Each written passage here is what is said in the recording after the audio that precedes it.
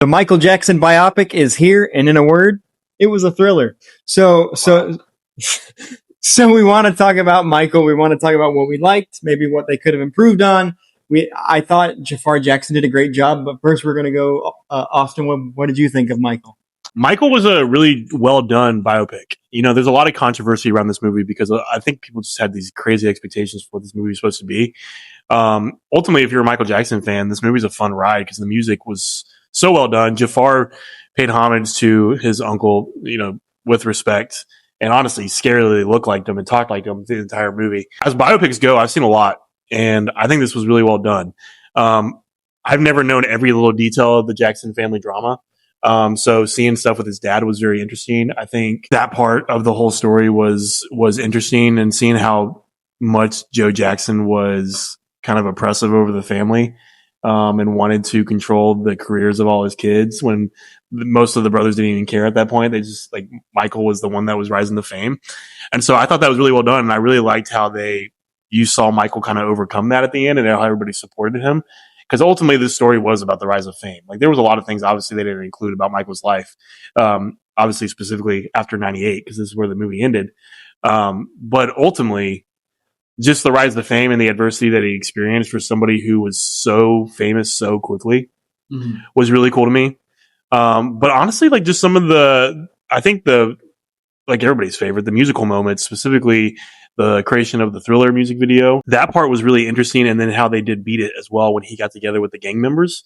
So let's talk about those things, because I think that just seeing how Michael's mind worked to create that type of music was the most interesting part. Michael even talks about in this movie, and he's talked about this in his career in real life, that he loved movies and he loved these moments, and he wanted to make these not just music videos, but short films with his music, which is why if you watch the full Thriller video, it's 13 minutes long. Yeah. It's a 13-minute long video, and the music doesn't even start for 5 to 6 minutes into the video, and it starts with them basically him taking a date, going to see a ripoff of An American Werewolf in London, which was the inspiration behind the Thriller video, because he got John Landis to direct the video, and he wore a red jacket that was very reminiscent of one of the costumes in the video. But you did mention the Beat It with the Bloods and the Crips. This was around the time that, you know, there was a lot of gang violence, and Michael didn't like it, and he basically thought, what can I do? Because he was already a huge star at this point. And he said, let me bring them together to work on this video. And even several of them were in the video as background. And you mentioned you didn't know a lot about the Jacksons. I knew that Joe Jackson was a problem. I did not know he was this big of a problem. And yes, there were some fallacies. It's a Hollywood movie. And I know Janet Jackson and Rebby, one of their other siblings that was not featured in the movie, as well as Michael's daughter, Paris, have spoken out about some of the inaccuracies. But the other siblings produced this movie. Yeah. And so there's definitely some truth there. And other than this movie being about Michael, much of it was about Joe and how he domineered over this entire family, but especially Michael. Yeah. And the things that, and much of the reason that Michael got all of the surgeries was because of comments his father had made and insults.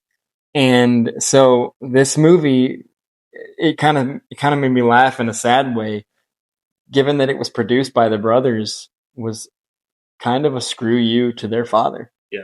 And there was a scene at the end, and this movie actually ended in 88. That was a misspeak on our part. Sorry. One of the best scenes in the movie was at the end when they're in what would be the final Jackson 5 show in Dodger Stadium. And he gets on stage, and in basically his first moment of defiance of his father, he announces to the crowd, "This will be our last show."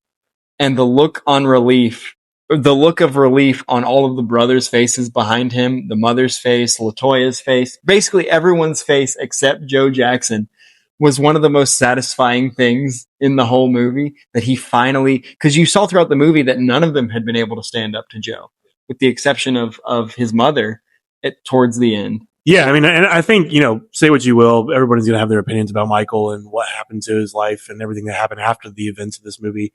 And we're not going to get into that. Obviously, we have our opinions, but I think that seeing how he grew up and the abuse that his father did have on the family, kind of makes you realize why Michael maybe have turned out the way he did, or maybe he did the certain things he did, or maybe he was kind of an understood person at the time.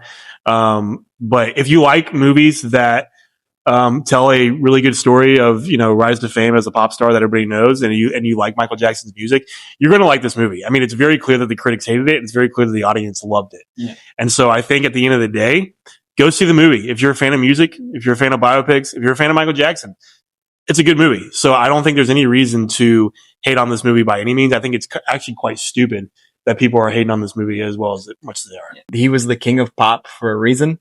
And this movie was about his rise to the king of pop. And there were several moments that felt like a concert, and there were people around us that were singing along. And there was even somebody that like held up their phone flashlight and as if they forgot that it wasn't a concert. And so this movie, whether it's part one or not, it was a spectacle about the king of pop. Yeah. And that's what we got. It was a fun musical biopic. And I don't think we should view this movie for anything other than that. I thought Jafar Jackson did an incredible job portraying his uncle. I thought Coleman Domingo did an incredible job portraying Joe Jackson, as tough of a role as that may have been. Nia Long as Michael Jackson's mother as well. There was a lot of great performances in this movie, but let's not take anything from it that this movie wasn't, which was a musical spectacle on par with the king of pop. Let us know in the comments what you thought of the Michael biopic. Do you want to see a part two that delves more into the controversy, or do you think they should leave it alone because this movie was fun and it was about the music that many of us grew up with and that know so well?